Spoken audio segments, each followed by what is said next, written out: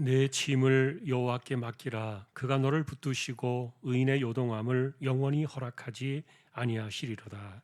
아멘.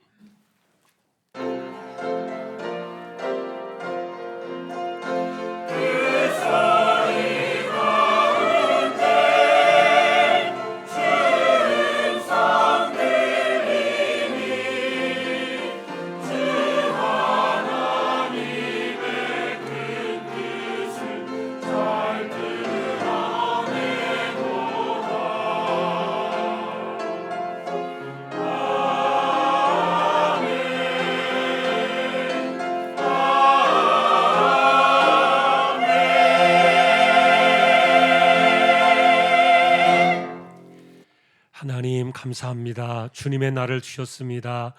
오늘도 저희들을 예배자로 세워주시니 감사합니다. 부족하고 허물이 많은 인생들입니다. 성령님 붙들어 주시고 예배를 통하여 우리 하나님 홀로 영광을 받으시옵소서. 예배의 시종을 의탁하오며 존귀하신 예수 그리스도의 이름으로 기도하옵나이다. 아멘.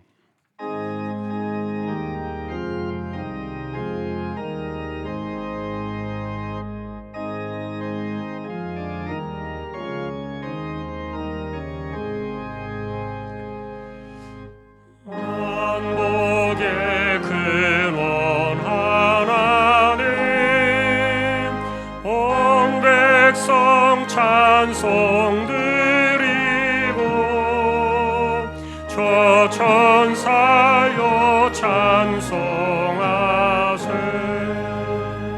찬송 성부 성자 성령.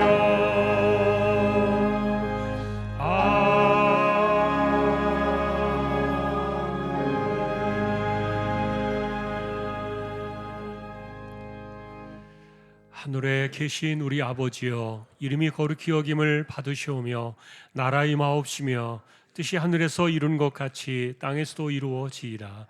오늘날 우리에게 일용할 양식을 주옵시고 우리가 우리에게 죄 지은 자를 사하여 준 것 같이 우리 죄를 사하여 주옵시고 우리를 시험에 들게 하지 마옵시고 다만 악에서 구하옵소서. 대개 나라와 권세와 영광이 아버지께 영원히 있사옵나이다. 아멘.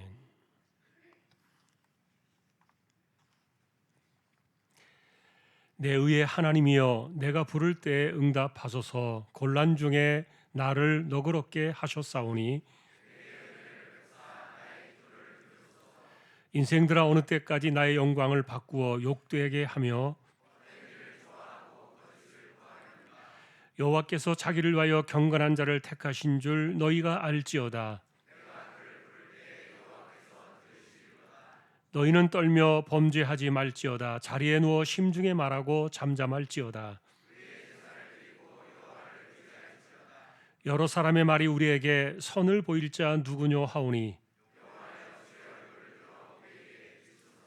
주께서 내 마음에 두신 기쁨은 내가 평안히 눕고 자기도 하리니. 아멘.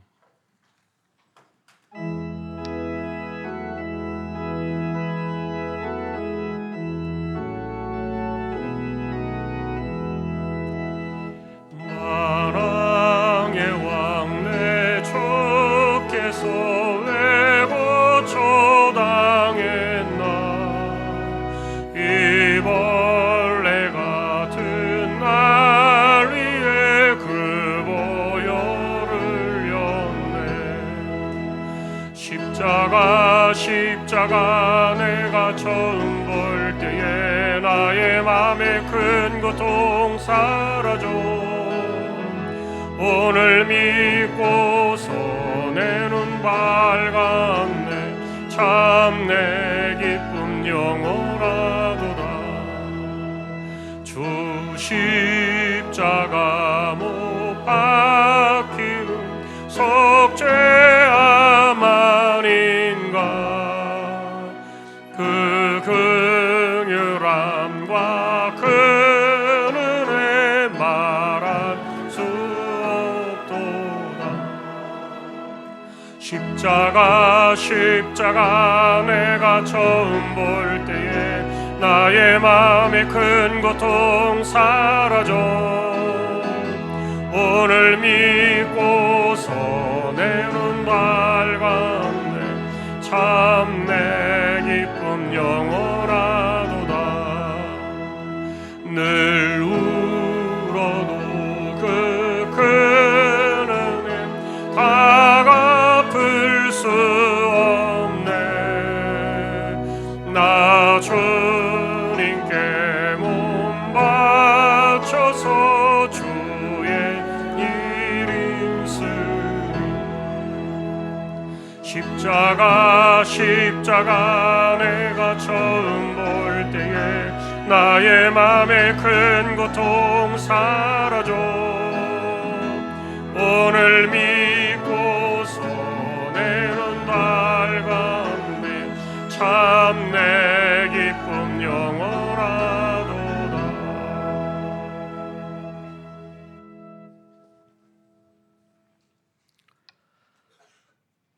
사랑과 은혜가 풍성하신 하나님 아버지, 하나님께서 지금까지 행하신 일과 한 해를 시작하며 소망을 품고 미래를 기대하게 하시니 감사를 드립니다.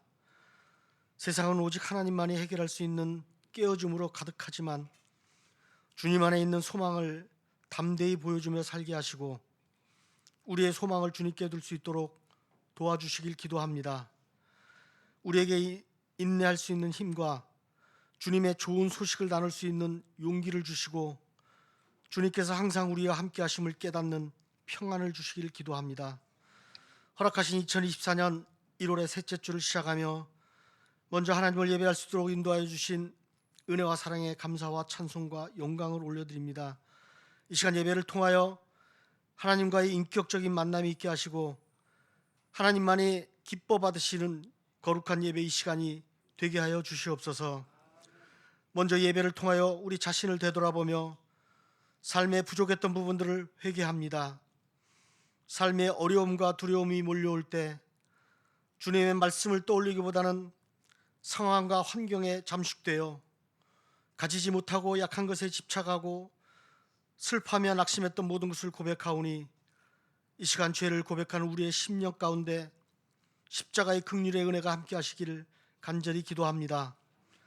이 땅에서의 우리의 삶이 야곱처럼 험악한 세월을 살아갈 수밖에 없는 겉보기에는 초라한 나그네 삶의 몰골이지만 우리의 심령과 우리의 인생을 빛나게 하는 것은 외모가 아니라 하나님을 경외하는 신앙임을 기억하여 하나님에 대한 신앙의 자부심을 가지고 십자가와 부활을 넘어 산 소망을 향하여 달려나가는 우리 모두가 되게 하여 주시옵소서. 지금 세계 곳곳에서는 전쟁과 자연재해로 많은 사람들이 고통을 당하고 있고 우리나라는 남과 북이 대립되어 불안한 정세 가운데 살아갑니다. 또한 대립과 비판으로 자신들만의 주장을 앞세고 있는 이 나라의 상황들을 하나님 불쌍히 여기시고 세계와 이 땅의 모든 영역 가운데 평화와 공의의 손으로 덮으시는 하나님의 은혜가 있어지길 기도합니다.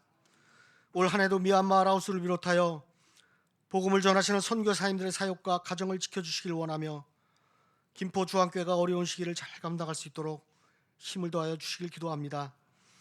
준비 중인 네팔 단기 선교회 일정 가운데 하나님 함께하여 주시길 원하며 준비하며 돌아오는 시간까지 하나님께서 모든 것을 주관하여 주시옵소서.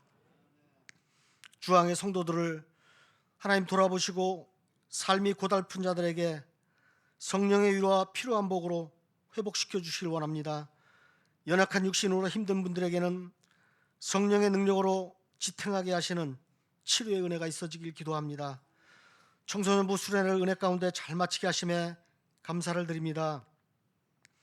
이어서 진행되는 청년부 수련회와 유초등부 성경학교까지 하나님 은혜 가운데 차질 없이 진행될 수 있도록 도와주시길 원하며 이를 통하여 각 부서가 회복을 넘어 부흥을 알리는 출발점이 되게 하여 주시옵소서. 세우신 한군수 담임 목사님의 영과 육을 강건하게 지켜주길 원하며 오늘도 주시는 말씀이 권세 있는 말씀으로 우리 모두에게 역사되기를 원하고, 말씀을 받는 우리 모두에게 하나님의 뜻을 밝히 할 수 있는 영적 지각력을 충만하게 채워주시길 기도합니다. 예배 가운데 올려드리는 할렐루야 찬양대의 찬양을 기뻐 받으시길 원하오며, 우리에게 복을 주시고 지키시기를 원하시며 은혜 베푸시기를 원하시며 평강 주시기를 원하시는 예수 그리스도의 이름으로 감사하며 기도 올리옵나이다. 아멘.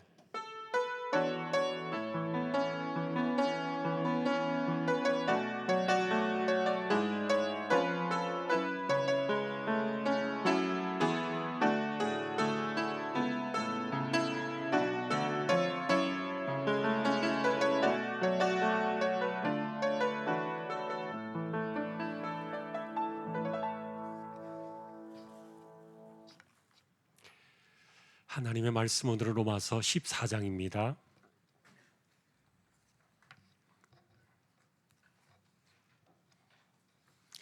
로마서 14장 1절에서 6절까지 교독하겠습니다.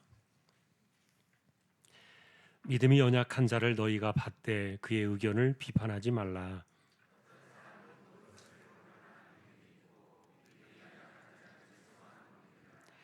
먹는 자는 먹지 않는 자를 업신여기지 말고 먹지 않는 자는 먹는 자를 비판하지 말라. 이는 하나님이 그를 받으셨습니다.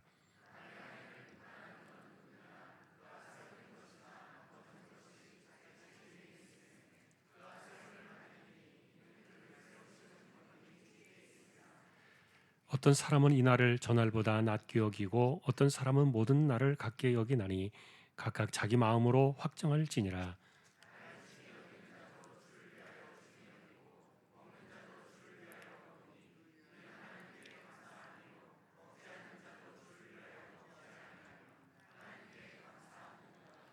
아멘. 교회 소식입니다. 주보 12쪽 함께 보아주시기 바랍니다. 이번 주 성경 읽기는 출애굽기 9장에서 29장까지가 되겠습니다. 어제까지 적립된 낙헌예물은 1억 2,482만 5,028원 51.38% 적립이 되었습니다. 주일학교 겨울 행사가 진행 중에 있습니다. 이번 주에는 청년부 수련회가 있습니다. 기도해 주시기 바랍니다.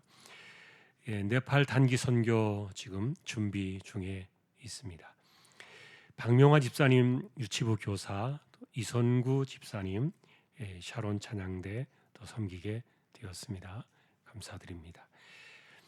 오늘 아래 광고는 강남꽃화원 송동철 집사님 사업장 소개되었습니다. 기도를 부탁드립니다. 다른 소식들은 주보를 보아주시면 되겠습니다. 이제 하나님 앞에 예물을 드리는 시간입니다. 정성껏 준비하신 예물을 하나님께 드리겠습니다.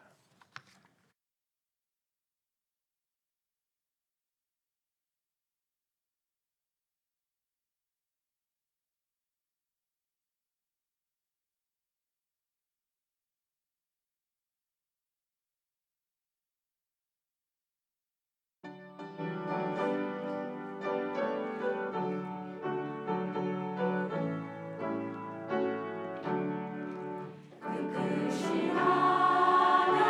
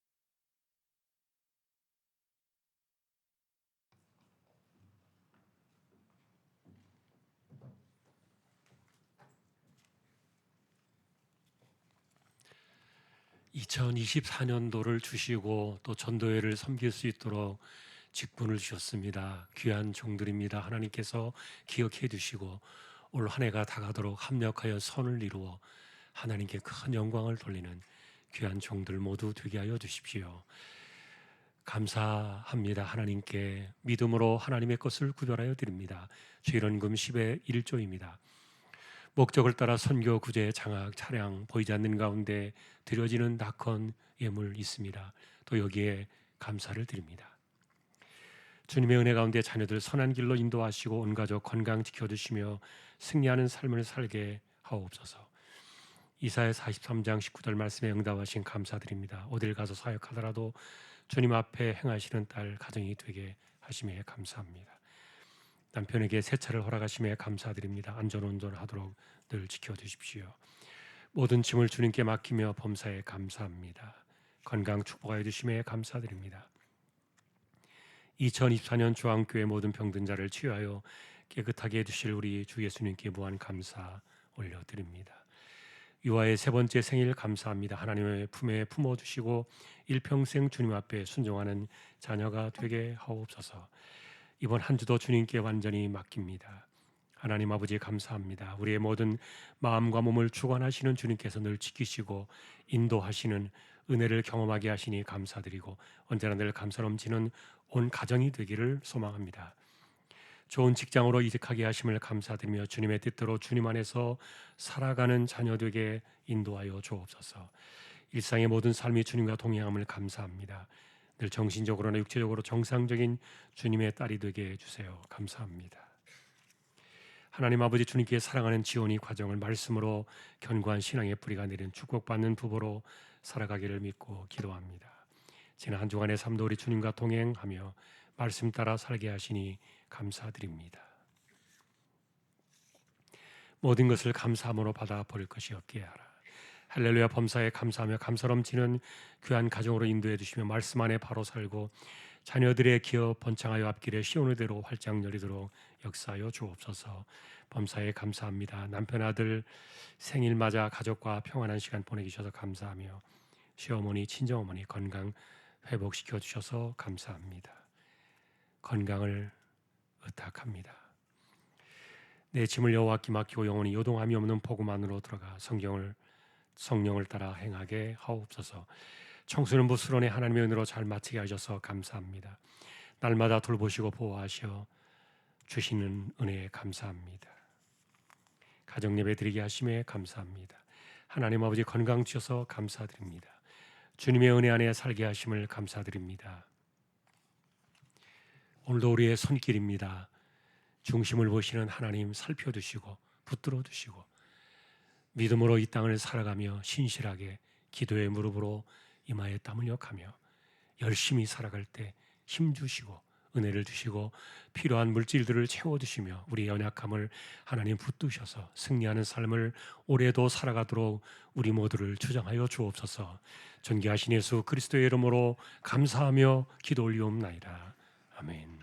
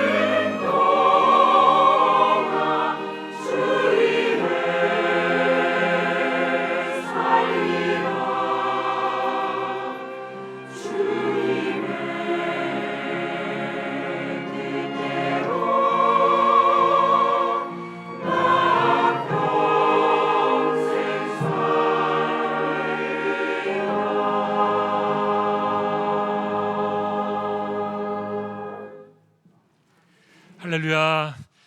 하나님 감사합니다. 찬양으로 섬겼습니다. 한 해가 다가도록 힘주시고 붙드셔서 주신 사명 잘 감당하는 귀한 종들 모두 되게 하여 주십시오. 말씀 앞에 서는 시간입니다. 부족한 종과 저희 모두를 말씀으로 인도하여 주십시오. 존귀하신 예수님의 이름으로 기도합니다. 아멘. 평안하셨습니까? 오늘도 예배의 승리자로 살아가는 모두가 되시기를 주님의 이름으로 축복합니다. 지난주에 저희가 찾아갔던 성령의 길은 우리가 살아가는 현재를 직시해야 한다, 그 말씀이었습니다. 내가 서 있는 성령의 길, 그 현재의 시점은 뭐냐? 이것에 대한 깨우침을 주신 것이었는데, 그것은 우리가 서 있는 시간이 인생의 시간은 낮의 시간이요 밤의 시간이 아니다. 여러분, 바울은 우리의 인생을 낮과 밤으로 이렇게 칭한 이유는 그리스도 그분 때문이십니다. 요한복음은 이렇게 예수님을 설명해 주셨습니다. 빛이신 그가 이 땅에 오셨다. 그러나 사람들은 자기 행위가 악해서 빛보다 어둠을 더 사랑해서 그들은 정죄를 받았는데, 다시 말하면 악을 행하는 자마다 빛을 미워해서 빛으로 오지 않은 이유는 그들의 악행이 드러날까 두려웠기 때문이다. 그러나 반면에 진리를 사랑하고 진리를 따라가는 사람들은 빛으로 오게 되어 있는데, 왜냐하면 살아가는 그 인생 자체가 하나님 안에서 살아가는 것임을 드러내주기 때문이다. 요한복음의 가르침입니다. 바울 역시 이와 같은 가르침을 풀어서 지난주 우리 본문에 우리에게 실어 주었는 건데, 여러분, 우리가 만일 진리를 깨닫고 진리를 따르는 것이 정말 우리의 소원이라면 우리의 삶 자체는 당연히 빛으로 올 수밖에 없고 밤의 시간은 떠나갈 수밖에 없다, 이런 결론인데, 자, 여러분, 이것이 무슨 말인가를 계속해서 우리는 이해를 해야 됩니다. 왜냐하면 우리는 세상의 빛이요 세상의 소금이다, 이렇게 말씀하셨을 때 너희가 무엇을 해서 소금이 되어라, 빛이 되어라, 그 말이 아니라 그랬죠. 우리는 그저 그리스도 그분 안에 있기 때문에 너는 빛이고 소금이니라. 그러니 밤을 버리고 낮에 갑옷을 입자, 이런 말씀조차도 또 하나의 무엇을 결단하라, 어떤 윤리적인 삶을 살아라, 이렇게 말해주는 것이 아니라 당신의 신분이 뭐냐, 그러나 난 어디에 관심을 두고 내가 인생을 살아가야 되느냐, 이것을 일깨워준 말씀이었던 거예요. 저는 그래서 지난주 본문의 제목을 과거를 털어야 된다, 과거를 털라, 이렇게 말씀을 드렸는데, 하나님께서는 우리를 빛의 갑옷을 입고 살도록 불러주셨는데, 그런데 여전히 내가 빛인지 어둠인지 분간조차 하지 못하고 살아가고 있다면 왜 그러느냐? 그것은 과거의 내가 현재의 나를 붙잡고 있기 때문이 아닌가. 사실 여러분, 과거의 나를 털어내는 이 인식의 문제는 내 안에서 시작되어지는 믿음 사건이에요. 나는 이전에 내가 아니야. 바울은 우리에게 이것을 분명히 가르쳐 주었습니다. 우리가 계속해서 보는 내용입니다만, 이전 것은 지나갔으니 보라 새 것이 되었도다. 여러분은 이 말씀을 계속 듣고 있지만 이 선언을 얼마나 신뢰하십니까? 그리고 얼마나 믿고 이해하시면서 이것을 삶에 적용하고 계십니까? 문제는 바울이 도대체 무슨 의도로 이렇게 엄청난 선언을 우리에게 주셨느냐? 다시 말하면 이전 것이 지나갔다니 과거가 다 털어져 나갔다는 이것에 대해서 바울은 무슨 의도로 선언을 했느냐? 그거를 이해하셔야 돼요. 여러분, 그것을 우리는 지난주에 하나님의 현재라는 시간 속에서 찾아보았어요. 하나님은 우리의 지난 날을 동이서에서 먼 것 같이 깊은 바다에 다 던지신다.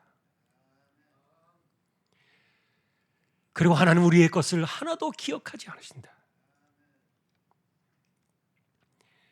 그러니 과거를 털어야 된다는 이 말은 나의 이전 것이 지나갔다는 그 선언의 말씀을 내가 얼마나 믿고 있느냐의 문제에 달려 있는 거예요. 하나님은 기억하지도 않으시는데 나만 과거에 묶여 살아가고 있는 겁니다. 여전히 과거에 발목이 잡혀가지고 이전의 나로 살아가고 있는 그 모순이 우리 안에 있는 거예요. 사실 여러분, 이것은 인간이기 때문에 어쩔 수 없는 부족함인 것 같아요. 어쩌면 우리의 삶에 말씀을 적용하는 영적인 훈련이 부족해서 그럴지도 모릅니다. 그래서 과거에 이스라엘은 이런 영적인 부족함을 채우기 위해서 시편 42편, 43편에 연이어 나왔던 그 구절들을 영성의 방식으로 삼기도 했는데, 예를 들면 이런 것이죠. 내 영혼아, 네가 어찌하여 낙심하며 내 속에서 불안해하는가? 너는 하나님께 소망을 두라. 나는 그가 나타나 도우시오로 말미암아 내 하나님을 여전히 찬송하리로다. 다른 사람에게 하는 말이 아니었습니다. 나 자신에게 던지는 말이었습니다. 내가 나에게 묻고 있습니다. 너는 왜 그러느냐? 그런 흔들리는 모습에 대해서 마음을 다잡기 위해서 말씀을 내 속에 던졌던 거예요. 마찬가지로 여러분, 우리는 성령의 길에 나타나는 빛의 갑옷을 입은 사람이 되었고, 낮과 같이 단정히 행하고 어둠의 일을 버리는 이것은 내가 무엇을 하자, 무엇을 결단하자라는 그런 윤리의 문제가 아니라 과거의 나를 다 털어두신 하나님의 말씀을 믿어라. 그러니 우리는 말씀을 붙들 때마다 스스로에게 이렇게 물어야 되는 거예요. 그럼 나 자신에게 계속 말씀을 던져야 되는 거예요. 나는 이전의 내가 아니다. 나는 이제 빛의 아들이며 그리스도로 옷을 입은 자가 아닌가. 영적인 자기각성입니다. 그리고 이것을 말씀을 내 삶 안으로 가져오는 이것이 진정한 믿음의 영성이죠. 자, 이것을 한 번 더 요약하면 이렇습니다. 하나님께서 아들의 그 귀한 피값으로 우리의 과거를 모두 결제하셨습니다. 우리 인생 자체를 결제하신 것이죠. 저는 이것을 선결제다 말씀을 드렸어요. 하나님께서 이렇게 아들의 피값으로 결제가 끝나신 이 사건 때문에 앞뒤를 따지지 않으신다니까요. 내가 예수를 믿었다는 구주로 믿었다는 그 사실 하나 때문에 우리에게 값없이 성령을 보내주셨어요. 그리고 그리스도의 옷을 입혀주셨어요. 되든 안 되든 내게서 원인을 묻지 않고 너는 이제 새로운 피조물이야 선언해 주신 겁니다. 그러니 신앙의 핵심은요, 나를 보는 것이 아니에요. 이미 과거의 모든 것을 십자가의 선결제로 털어내신 하나님의 선언을 보는 것입니다. 그러니 여러분, 지금 내가 얼마나 빛으로 살고 있고 내가 얼마나 어둠의 일을 벗었느냐, 인간적인 행실과 행위를 가지고 판단하는 것이 아니라 지금은 내가 성령의 사람이 아닌가, 그리고 내가 살아가는 인생길은 성령의 길이라는 이 길을 주신 이것을 걸어가는 사람이 아닌가. 그러니 결과적으로 우리가 붙들어야 될 것은 십자가의 은혜를 알고 거기에서 나온 죄사함을 우리가 믿고 그리고 내가 성령의 사람이 되었다는 사실을 붙드는 거예요.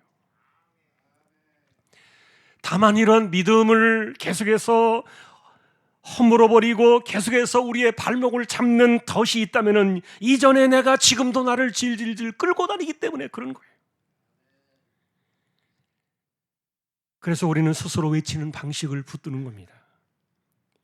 과거의 나, 이전의 나는 없다. 왜냐하면 그것은 십자가 이미 다 죽었기 때문에. 그러니 현재의 나는 이전의 내가 아니야. 여러분, 이는 현실적인 믿음을 가지고 우리는 나가야 돼요. 이것은 내가 무엇을 해서가 아닙니다. 그리고 내가 무엇을 원해서 그렇게 된 것도 아닙니다. 하나님이 그렇게 하셨다니까요. 바울은 이와 같이 십자가의 선결제로 모든 것을 다 끝내버리신 하나님께서는 우리를 성령의 외길로 단숨에 올려주셨다. 그러니 우리가 가는 길은 오직 하나, 이 세대가 가는 길이 아니라 오직 하나님의 선하시고 기뻐하시고 온전하신 뜻이 무엇인가를 분별하며 살아가는 이 산제사의 길, 영적 예배의 길밖에 없다. 큰 방향의 이정표를 우리에게 보여주었던 거예요. 여러분, 우리 이것을 성령의 길이라고 부르고 지금 따라오고 있는 겁니다. 이것을 12장부터 걸어왔고 13장을 지나서 이제 오늘 우리가 14장으로 들어서게 되었어요. 사실 이런 내용들은 성령의 길을 살아가는 사람들의 삶에서 나타나는 특징들을 말해주고 있는데, 오늘 본문은 또 하나의 성령으로 살아가는 방식, 거대한 뼈대 하나를 툭 던져주었습니다. 그것이 아디아포라입니다. 여러분, 이 말을 처음 들어보셨을 거예요. 이게 무슨 말인가? 제가 이 말을 계속 발음하다 보니까 어디 아파요? 이렇게 들리더라고요. 아디아포라. 이게 그리스도가 이 땅에 가져오신 하나님의 나라를 살아가는 믿음의 삶에 있어서 굉장히 중요한 주제인데, 본래 이 아디아포라라는 이 단어는 대수롭지 않다, 그런 뜻을 갖고 있어요. 왜 대수롭지 않으냐? 하나님께서 하라고 하신 것도 아니고 그리고 하지 말라고 하신 것도 아닌 것을 가리킬 때 쓰는 단어가 아디아포라예요. 다시 말하면 해도 그만이고 하지 않아도 죄가 되지 않는 이런 대수롭지 않은 문제들로서 본질적으로 선악과 관련된 것이 아니라 더 중요한 것은 구원의 문제와도 상관이 없는 것들을 가리킬 때 아디아포라 이렇게 썼어요. 다시 말하면 여러분, 성도들이 각자 개인의 경건한 신앙의 판단과 그리고 믿음의 양심을 따라서 자유롭게 살아가는 그런 것들을 아디아포라 이렇게 불렀던 건데, 이런 것은 주로 종교적인 의식이나 종교적인 행위에 관련된 문제들을 풀어두실 때 나온 주제예요. 예를 들면 여러분, 율법을 문자적으로 시행하려고 했던 사람들, 그리고 세세한 부분들까지 행동의 규칙과 규범을 정해서 살아갔던 그들은 다른 사람들조차 그런 종교적인 그 율법으로 얽어매려고 했던 그 유대 사회 앞에서 주님은 이 아디아포라의 위대한 사상을 던져주셨습니다. 예를 들면 마가복음 3장에 보면은 어느 안식일 날에 회당에서 있었던 사건을 기록하고 있는데, 한쪽 손 마른 사람이 거기에 있었던 거예요. 아마도 풍이 와가지고 한쪽이 말랐겠죠. 사람들은 예수님께서 이 사람을 고치는가 안 고치는가를 엿보기 시작합니다. 왜냐하면 이날은 안식일이었으니까. 그런데 주님은 그를 일으켜 세우십니다. 그리고 사람들에게 묻습니다. 안식일에 선을 행하는 것과 악을 행하는 것, 생명을 구하는 것과 죽이는 것, 어느 것이 옳으냐? 그러나 아무도 대답하지 않는 그들의 마음을 보시면서 완악한 그들을 탄식하셨다 이렇게 말씀하시면서 이 사람을 고쳐주셨는데,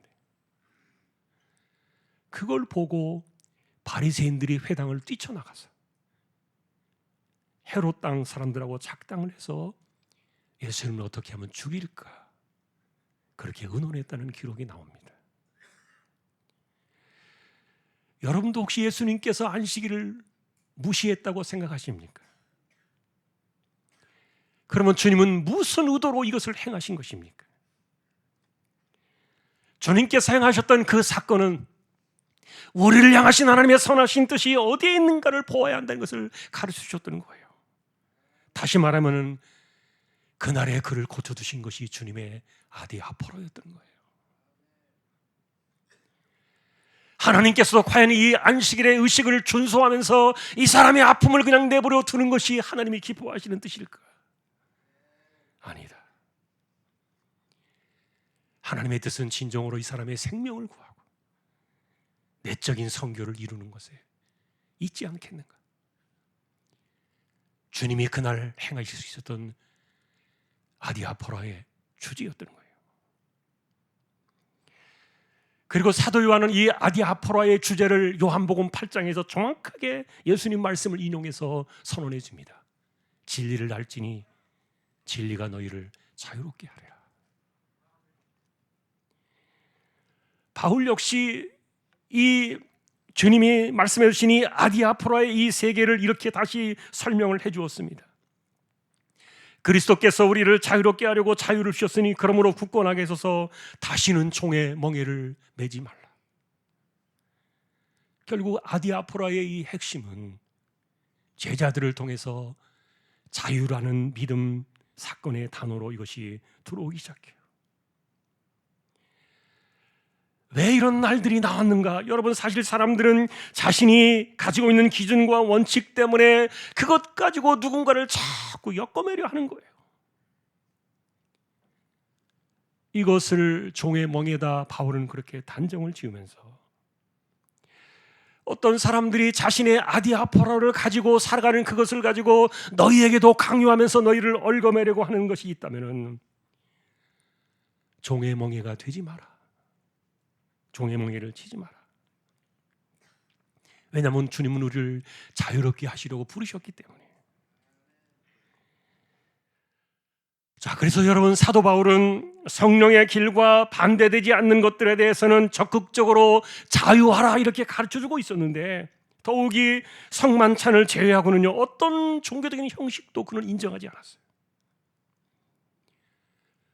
그러나 이 아디아포라가 오해될까 봐 이렇게 말은 해주었습니다. 모든 것을 품위 있게 하고 질서 있게 하라. 더구나 우리에게 주신 이 아디아포라의 자유는 육체의 기로 쓰라고 주신 것이 아니라 사랑으로 서로 종로로 타라고 주신 것이 아니냐. 여러분, 우리는 이것을 로마서 10장에서 배우게 되는 거예요. 결국 주님께서는 우리에게 이 아디아포라의 이 자유를 주셨는데, 이것은 결국 뭐냐? 남을 배려하고 남을 섬기는 이 성령의 길을 걸어가는, 이것이 진짜 자유라는 겁니다. 실제 여러분, 우리는 성령의 길에서 성령과 부딪히는 그 잘못된 것들이 자기중심적으로 자기 이익을 위해서 말을 하고 행동하는 사람들, 이건 성령의 길과 부딪히는 반대라 그랬는데, 성령께서 우리가 성령의 충만함을 입을수록 여기에서 벗어나서 언제나 우리의 삶은 주님을 위하여, 그래서 주님을 위하여 사는 이 길밖에 없기 때문에 주님을 위해서라면 내 자유를 절제하고, 주님을 위해서라면 내게 주신 이 자유를 기꺼이 남을 섬기는 종로로 사는 일에 나의 인생을 드리겠습니다. 여러분, 이것이 십자가를 지고 골고다 언덕을 따라가는 제자의 길이에요. 자, 오늘 우리는 이것이 무슨 의미인가 그 이야기의 시작을 보게 되는데, 본래 14장은 로마 교회에서 들려왔던 갈등의 문제를 성령의 길 관점에서 바울이 풀어내면서 이것을 바울은 아디아포라의 관점에서 설명을 하기 시작합니다. 예를 들면 갈등의 시작은 이랬던 거예요. 교회 안에는 믿음이 연약하다고 일컫는 사람이 있었고, 또 믿음이 강한 자라고 생각하는 사람들이 있었는데, 이들 사이에 분열과 갈등이 생겨난 겁니다. 사실 이 문제가 14장 전체를 덮고 있는데, 요약하면 예를 들면 이런 거예요. 우리는 고기를 먹어도 되는가? 우리는 절기를 반드시 지켜야만 하는가? 우리는 포도주를 마셔도 되는가? 여러분, 이런 문제들이 이게 무슨 문제가 되는가, 이게 무슨 다툼이 되는가 생각할지 모르겠지만 당시에 이것은 심각했어요. 예를 들면은 고기를 먹는 이 문제는요, 고린도 교회에서도 큰 갈등을 일으켰기 때문에 바울이 성경 3장을 걸쳐서 이 이야기를 씁니다. 왜냐하면 당시에 재래시장에 나와 있는 그 고기는 주로 서민들이 사다 먹었는데, 그런데 시장 바닥에 나온 그 고기는 대체로 이방의 신전에 들어갔다 나온 것이 대부분이다 보니까, 그래서 고기를 먹는 자체가 우상 숭배에 참여하는 것이 아니냐, 그것이 꺼림칙하고 마음에 걸려가지고 나는 더 먹을 수가 없어 라고 이렇게 말했던 사람들, 구체적으로 살펴보면 여러분, 유대교 출신의 기독교인들, 이들은 우상 숭배에 접촉하지 않기 위해서는 절대로 이런 고기나 포도주를 먹지 않고 나는 채소만 먹을 거야, 이렇게 그들은 주장을 했던 건데, 그런데 실제로 서민들이 고기나 포도주를 먹으려면은 시장에서 나온 것을 먹을 수밖에 없었던 거예요. 직접 나온 것은 너무 비싸가지고 먹을 수가 없었던 겁니다. 그런데 이 문제에 신앙의 양심에 걸리는 이것으로 싸움이 일어났던 거예요. 바울은 이런 문제를 아디아포라의 관점에서 풀어나가기 시작합니다. 다시 말하면 고기를 먹는 것이 하나님의 뜻이나 경건과 무관하다. 왜냐하면 구원과도 아무 상관이 없기 때문에. 그런데 사람들은 서로를 비난했던 겁니다. 먹지 말아야 돼, 그것은 경건하지 않아, 이렇게 말하는 사람들은 먹는 사람들에 대해서 당신은 경건하지 못해, 이렇게 비난을 했는데, 그런데 또 그것을 먹어도 된다고 생각했던 사람들은 당신이 여전히 믿음이 약해서 자유하지 못하니까 먹지 못하는 것 아니냐, 이렇게 그 사람을 업신여기고 멸시했던 거예요. 그러면 여러분이 생각하실 때 누가 과연 믿음이 강한 사람이고 누가 과연 믿음이 약한 사람일까요? 어느 쪽일까요? 분명히 1절에서는 그 믿음이 연약한 자를 이야기합니다. 그들을 받아주고 그리고 그들을 비판하지 말아라. 근데 이 약한 자가 도대체 누구냐 하는 거예요. 여러분, 아마도 이방인 출신의 기독교인들과 유대인 출신의 기독교인들을 놓고 우리가 두 개의 그림을 상정해 볼 수 있는데, 믿음이 약한 자라고 생각하는 사람은 누굴까요? 이방인 출신일까요? 유대인 출신일까요? 바울이 말해주는 것은 유대인 출신의 기독교인들이었어요. 그들을 가리켜 믿음이 약한 자라. 여러분이 생각해도 왜 그들이 고기나 포도주를 반대했는지 아실 겁니다. 오랜 세월 동안의 율법과 그리고 유대의 전통에서 살아왔던 분들입니다. 그러니 우상의 신전에 들어갔다 나온 고기는요, 양심에 꺼려가지고 도저히 먹을 수가 없는 거예요. 이거를 먹는 순간에 나는 더러워진다라는 그런 전통과 가르침 속에서 한 발짝도 나갈 수가 없었기 때문에. 그런데 바울은 아이러니하게도 이렇게 경건하게 살려고 애를 쓰는 이 사람들 향해서 믿음이 연약한 자다, 그렇게 말한 거예요. 그 이유는 하나입니다. 우리가 앞에서 말했던 것처럼 이들은 과거를 털어내지 못하고 사는 거예요. 내가 지금까지 경건하다고 생각하면서 배워왔던 그런 과거의 생각과 경험과 판단이 현재까지 나를 지배하는 그런 방식 속에서, 이것이 그리스도인이 되고 난 이후에도 성령의 길에서 여전히 과거가 이 사람들을 지배하니까. 성령의 길에서 내가 경건하게 살려고 애쓰는 그것은 용납될지라도 그것이 우리에게 권장될 만한 훌륭한 내용은 아니다라는 거예요. 그런데 반면에 믿음이 강하다고 말하는 사람들은 그럼 누굽니까? 이들은 이방인 출신의 기독교인들이에요. 다행스럽게도 이들에게는 과거를 자랑할 수 있는 그런 것들이 없어요. 그러니 과거에 내가 이랬어라는 그런 현재를 방해하는 그런 요소가 전혀 없었기 때문에 이들은 구원과 상관이 없는 이 아디아포라의 자유를 누리고 있었던 거예요. 자, 바울은 이런 문제를 아디아포라라는 이 주님이 가르쳐 주셨던 이 주제를 가지고 이 내용을 풀어갑니다. 그래서 2절에 보니까 어떤 사람은 모든 것을 먹을 만한 믿음이 있고 믿음이 연약한 자는 채소만 먹더라. 이것을 3절에서 또 이렇게 표현해 줍니다. 그러나 먹는 자는 먹지 않는 자를 업신여기지 말고 먹지 않는 자는 먹는 자를 비판하지 말라. 이는 하나님이 그를 받으셨습니다. 먹든지 먹지 않든지 둘 다 맞다, 아니면 둘 다 틀렸다, 양비론처럼 이렇게 보이는 것이 아니라 바울이 말하고 싶었던 것은 사실은 어떤 것도 구원의 문제가 아니다.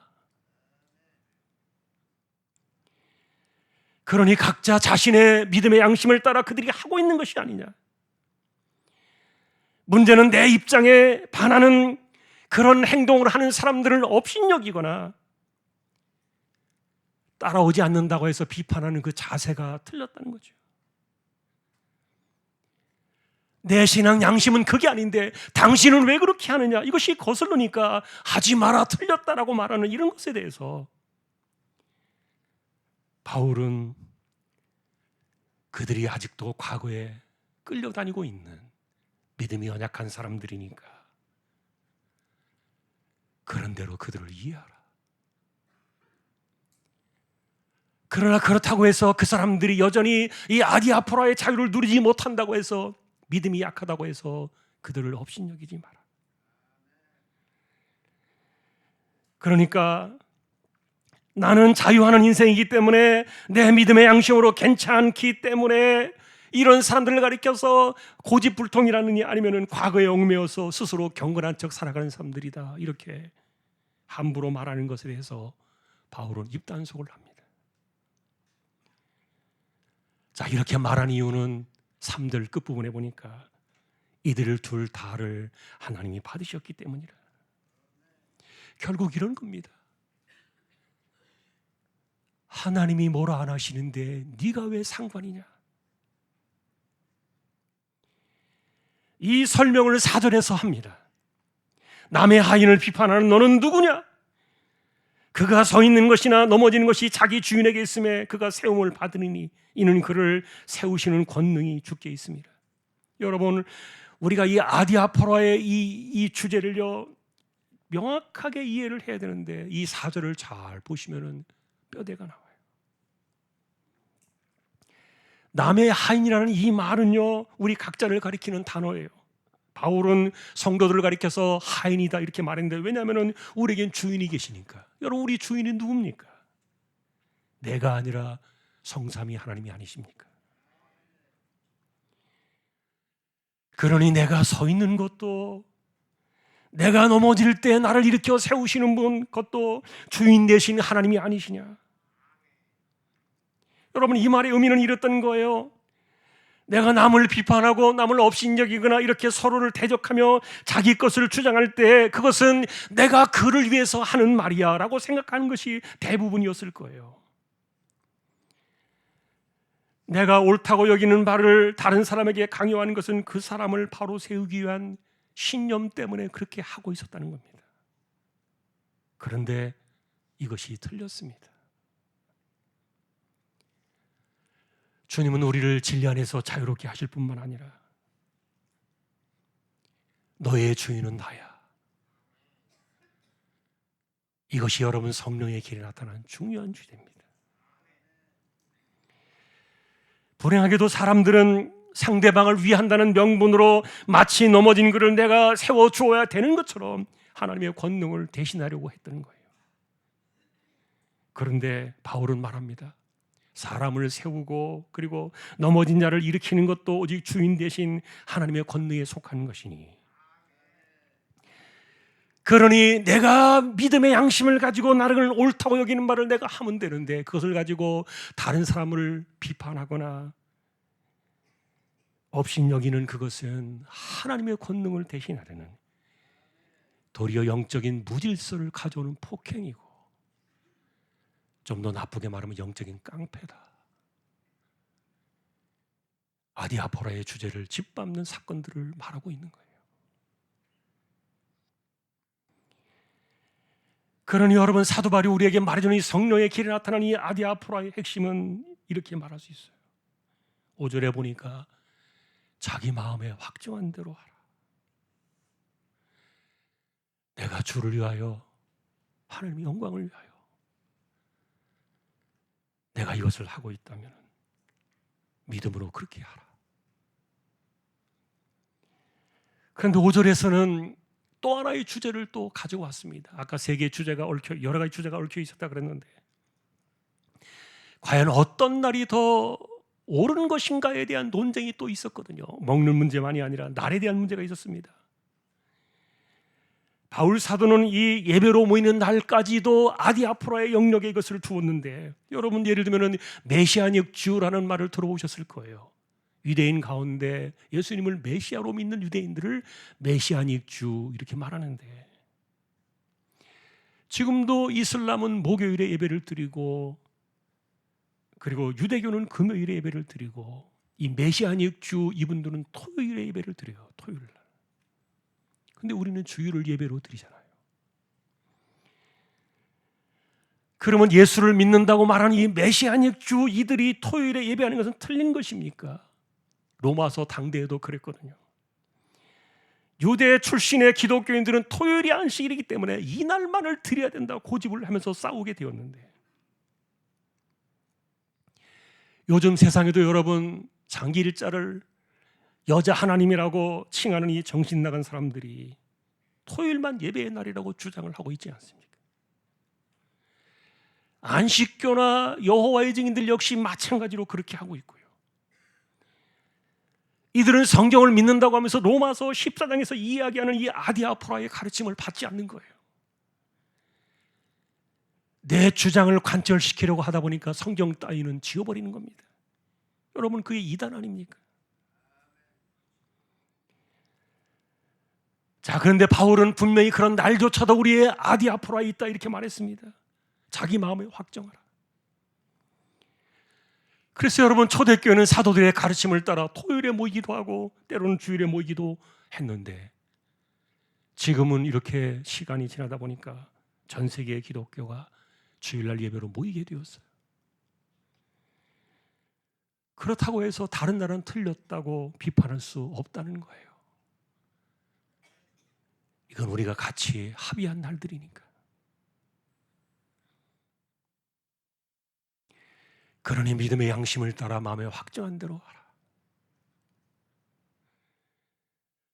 두 번째는 이 아디아포라의 우리의 중요한 두 번째 결론은 6절에서 보니까 나를 중히 여기는 자도 주를 위하여 중히 여기고 먹는 자도 주를 위하여 먹으니 이는 하나님께 감사하며 먹지 않는 자도 주를 위하여 먹지 아니하며 하나님께 감사하느니라. 주님께서 우리에게 주신 이 아디아포라의 이 자유의 개념은요, 내가 생각하는 나의 믿음의 양심에 판단되어지는 어떤 것이 중요하다고 싸우지 마라. 오직 주를 위하여 하라.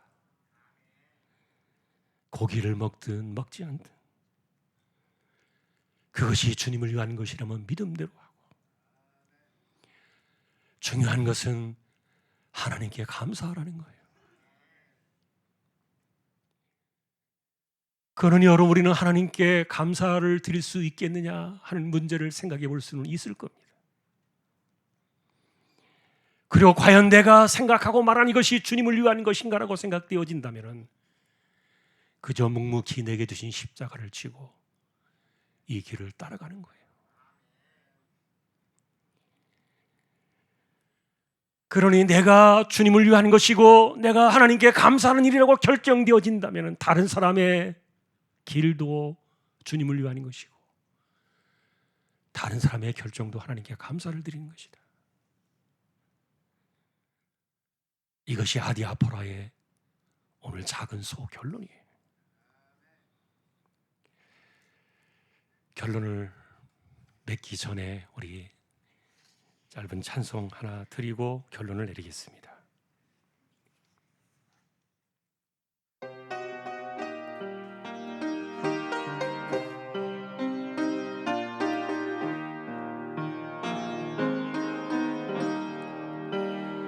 내가 지금 사는 것 주님의 크신 은혜요, 주를 믿게 된 것은 더욱 크신 은혜라. 넘치는 주의 사랑, 놀라운 주의 은혜, 날마다 경험하며 주께 감사합니다. 세상에서 당하는 환난 고초 많으나 이길 힘을 주시니 더욱 크신 은혜라. 답답할 때 기도로, 쓰러질 때 손길로 어루만져 주시니 주여 감사합니다. 하늘에는 영광이, 우리에겐 기쁨이 날로 더해가는 것, 더욱 크신 은혜라. 쌓여진 사랑도 감당할 길 없어서 몸과 마음 드립니다. 진정 감사합니다.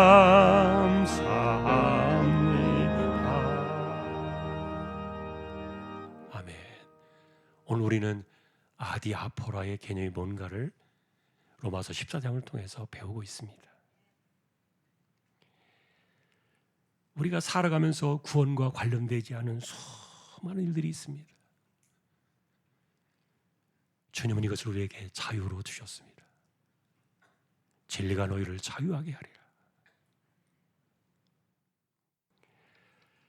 자, 그런데 문제는 성령의 길을 걸어가면서 나의 믿음으로 내가 양심을 가지고 판단했다는 것이 너무 옳다는 자기 주장이 너무 강해서 남의 믿음을 판단하거나 억압하는 이런 것들에 대해서 아디아포라의 정신을 들고 나온 겁니다. 내가 주님을 위해 살아가기로 결단한 믿음의 방식이었다면 저 사람도 주님을 위해 살아가는 믿음인 것을 인정하라. 내가 하나님께 감사하며 살아가는 일들로 이것을 하고 있다면 저 사람도 감사하며 살고 있다는 것을 알아야 된다. 그러니 우리가 살아가는 방식은 주님을 위한 것밖에 없는 거예요. 우리가 살아가는 아디아포라의 자유입니다. 그렇다면 이런 질문이 생겨날지 모르겠어요. 그러면 교회가 너무 무질서한 것 아닙니까? 너무 중구난방이 되지 않겠습니까? 만일에 그런 생각이 든다면 그는 아디아포라의 개념을 아직 이해하지 못하신 거예요. 왜냐하면 주님께서 우리 계신 이 아디아포라의 진정한 자유는 내 것을 주장하고 고집하는 것이 아니라 남을 섬기는 쪽에 쓰는 것이기 때문에, 그리고 내가 누군가의 종노릇하며 살아가는 이것이기 때문에, 그러니 주를 위하여 살아간다는 이 믿음 하나밖에 없기 때문에 주님이 영광을 받으실 것으로, 결국 여러분, 교회라는 것은 그래서 주님의 권세 아래 서로 종노릇하며 살아가는 이 아디아포라의 공동체라는 거예요. 누군가 만일에 혼란을 일으킨다면 주님이 세우실 것이다. 당신이 세우는 것이 아니다. 우리는 주인 되신 하나님 앞에서 종의 마음을 가져야 된다.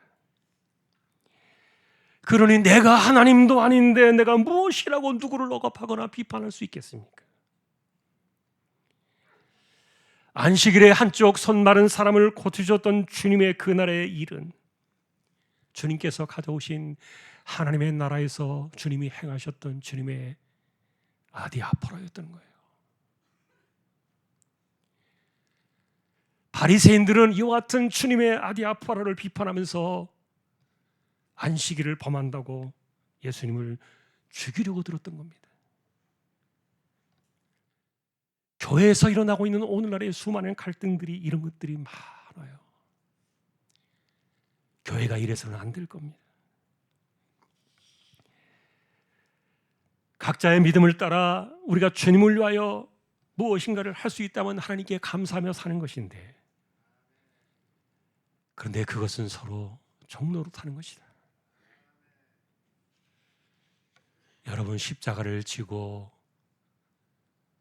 내가 주님의 뒤를 따른다는 말이 무엇일까요? 내가 종의 길을 가기 때문에 십자가를 지는 거예요. 그리고 내가 살아가는 그 삶의 목적은 오직 주님밖에 없어요. 이것은 여러분 아디아포라의 다음 주 주제 본문에서 더 깊이 나옵니다. 내가 살아가는 길은 나를 위한 길이 아니라 주님을 위한 길이다. 그리고 하나님께 감사하는 길이다. 올 한 해 이와 같은 성령의 길을 걸어가면서 주님을 위해 살아가는 인생의 깊이가 더해지는 저 여러분 모두가 다 될 수 있기를 존귀하신 우리 주님의 이름으로 축원합니다. 찬송가 158장입니다.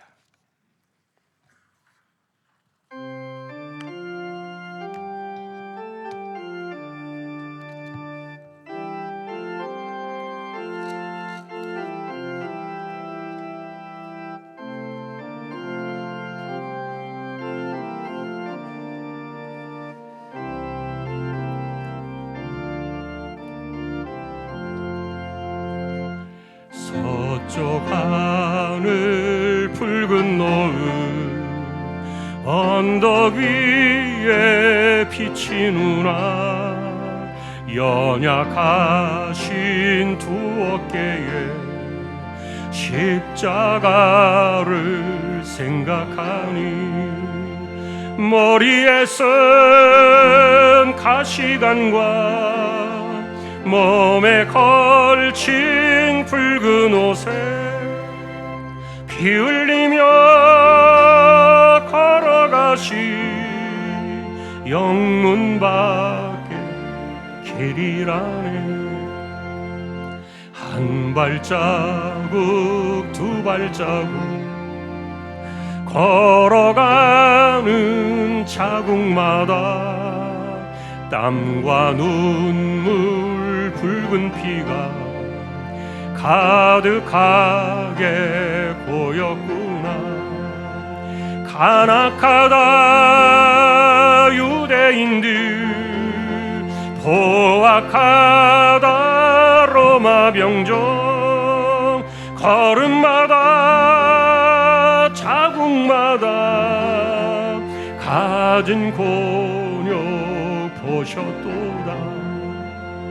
눈물 없이 못 가는 길 피 없이는 못 가는 길 영문 밖에 좁은 길이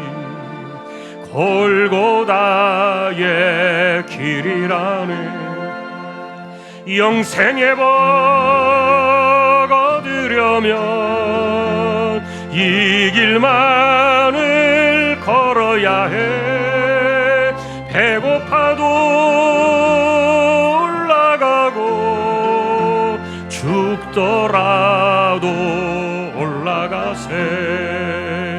아픈 다리 싸매주고 저는 다리 고쳐주고 보지 못한 눈을 열어 영생 길을 보여주니 온갖 고통 다여도 제 십자가 바로 지고 골고다의 높은 곳에 나도 가게 하옵소서.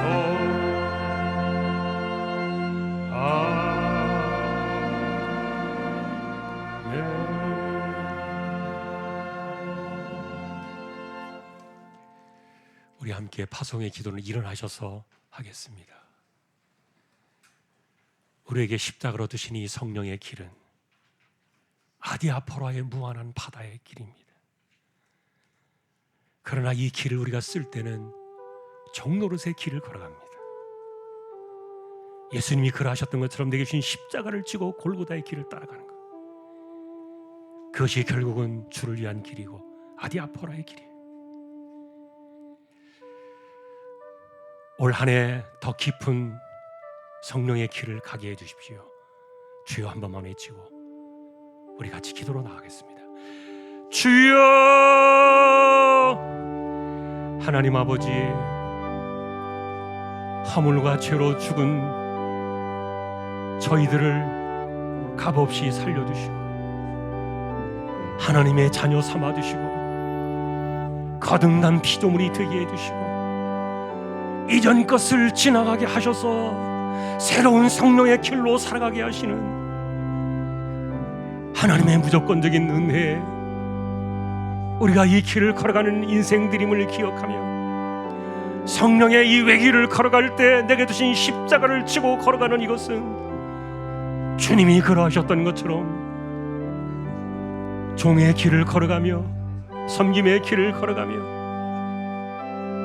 이와 같이 내게 주신 인생의 십자가를 지고 골고다의 길을 따라가는 이것이 바로 아디아포라의 자유를 우리가 쓰는 길임을 기억하며 이 땅을 살아갈 때 우리가 정말 주님을 위하여 살아가고 나를 위하여 살아가는 모든 삶이 버려지고 하나님께 감사하며 살아갈 수 있는 우리 모든 믿음의 식구들의 삶이 되게 하여 주옵소서. 오늘도 우리의 삶을 의탁합니다. 한 해를 지켜주십시오. 이재용 집사님, 최태경 청년, 신비한 집사님, 조인성 청년, 김한솔 청년, 백형래 집사님, 조말순 집사님, 이들을 의탁합니다. 병원 치료받는 이들, 암 치료하시는 사람들, 연약한 이들, 가난한 사람들, 생업의 어려움을 풀어내기를 원하는 사람들, 하나님께서 간섭해 주시고 올 한 해 요동하지 않는 한 해가 되게 하여 주옵소서.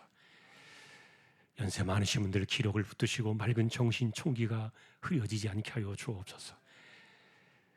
주일학교 젖먹이 어린아기로부터 백발의 노년에 이르도록 조항의 식구들을 지켜주시고 우리에게 주신 이 신앙의 길을 걸어가며 진리를 깨닫고 이전 것은 지나갔으니 새로운 피조물이 되었다는 성령의 길을 이해하며 우리에게 무한해 주신 이 아디아포라의 길을 걸어갈 때 생명을 살리고 작은 자를 돌아보며 하늘의 기쁨을 우리의 소망으로 삼고 하늘의 비전이 우리의 꿈이 되어 이 땅을 채워나가며 생명을 구원하고 사람들을 살리는 종의 길을 걸어가는 우리 모두 되게 하여 주십시오. 선교지와 개척된 교회와 세우신 주님의 종들과 겨울 수련회와 성경학교를 지켜주시고 또 네팔 단기 선교를 준비하고 있는데 하나님께서 간섭해 주시고 올 한 해도 우리 하나님과 동행하는 주님의 길을 걸어가는 한 해 우리 모두가 되기를 존귀하신 우리 예수님의 이름으로 간절히 기도하오며 우리에게 십자가의 피값으로 무한한 아디아포라의 자유의 길을 주셔 주님을 위해 살아가도록 이끄시는 우리 주님 예수 그리스도의 은혜와 하나님 아버지의 사랑과 성령님의 감화 감동 위로 인도 교통 충만하심이 오늘도 더 깊은 성령의 길을 걸어가기를 원하는 우리 모든 심령들 주왕의 가족들 위해 이제로부터 영원까지 함께 있을지어다. 아멘.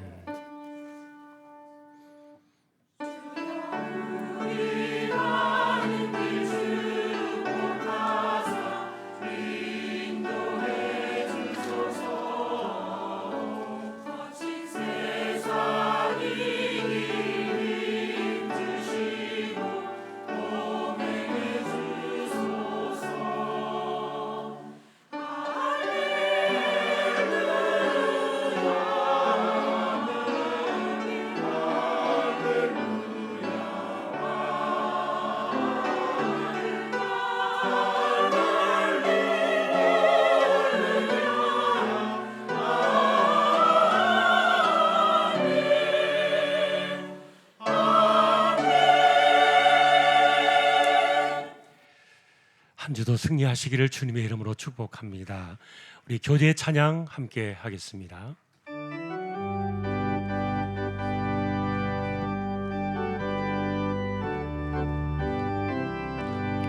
예수 안에서 우리 화목됐네. 예수 안에서 우리 화목됐네. 하나님의 영광 함께 누릴 소망 있네. 예수 안에서 우리 다 같이 손을 마주잡고 찬양하겠습니다. 예수 안에서 우리 사랑하네. 예수 안에서 우리 사랑하네. 하나님의 영광 함께 누릴 소망 있네. 예수 안에서 우리 사랑하네. 함께 인사하시겠습니다. 승리하십시오.